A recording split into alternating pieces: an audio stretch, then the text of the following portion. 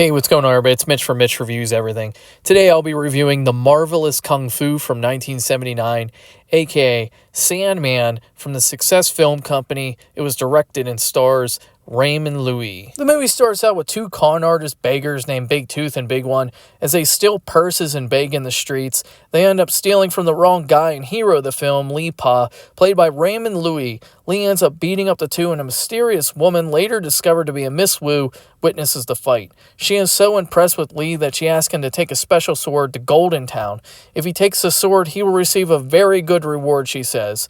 Li then sets out for Golden Town. However, Big Tooth overheard the conversation, and he wants to get his hands on the sword.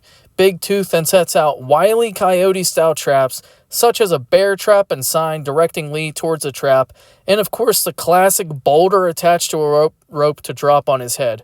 Of course, none of these traps work. Li also attracts a lot of attention carrying the sword, because in town, a Master Jin is there waiting for the sword to reward whoever brings it to him. The word is out about the reward, and a bunch of people are attempting to bring the sword to Master Jin. This includes two fighters called Silver and Gold Wolf, who fight in a wolf-style kung fu, and another mysterious master who sends his men known as Cat, Dog, and Fly after the sword.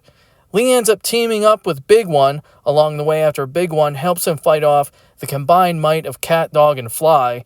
Then they continue their marvelous kung fu all the way to Jin's mansion. Let's get to the good, the bad, and the martial arts here.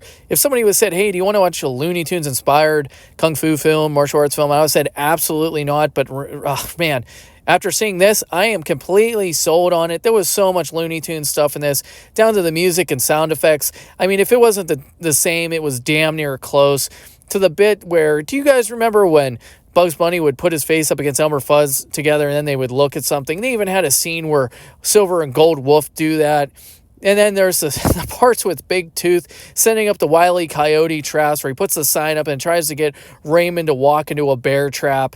And that doesn't work, so he turns to the old boulder on a rope trick. All the Looney Tunes stuff in this, you would not think it would work, but man, I was just entertained by it. And the martial arts in this as well. It was definitely body comedy, martial arts, like humor kind of stuff. And man, it was just putting a smile on my face. It was just really well done for a low budget martial arts film.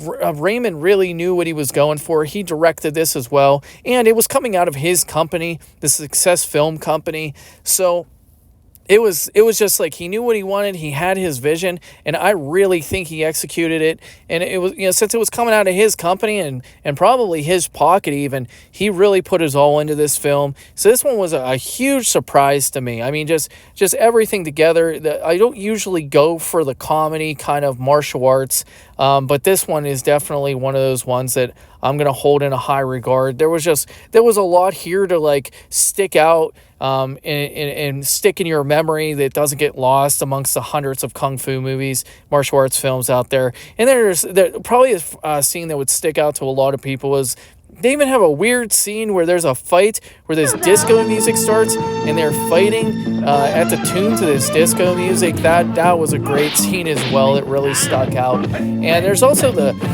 final death scene, and I'm not going to put it on here because I'm not going to spoil it. I'm not going to say it's worth watching the whole film for, but very unique, killing the final, how it ends with him killing the final bad guy. So I'll tell you what, all in all, this was a really good film. I do recommend it. I do not think this was ever released on DVD. It was released on VHS by the Hong Kong Connection and Xenon Entertainment Group. You can still find VHSs out there online.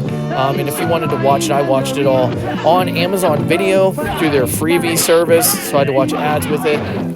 But no big deal there. This one was definitely a surprise. The tone of it is silly and goofy. If you like that kind of martial arts, you are going to absolutely get a kick out of this. If you like Looney Tunes, my God, you're going to get a real good kick out of it.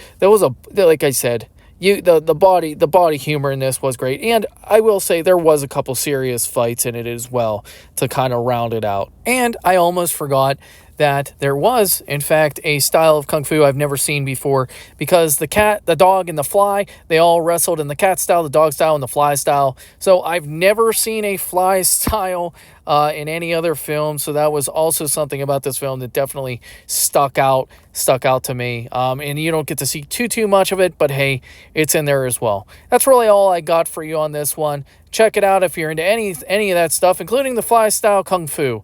This has been my review for The Marvelous Kung Fu, aka Sandman. This is Mitch from Mitch Reviews Everything. And now, for your moment of zen. What I'd like... Ow! Oh! Oh!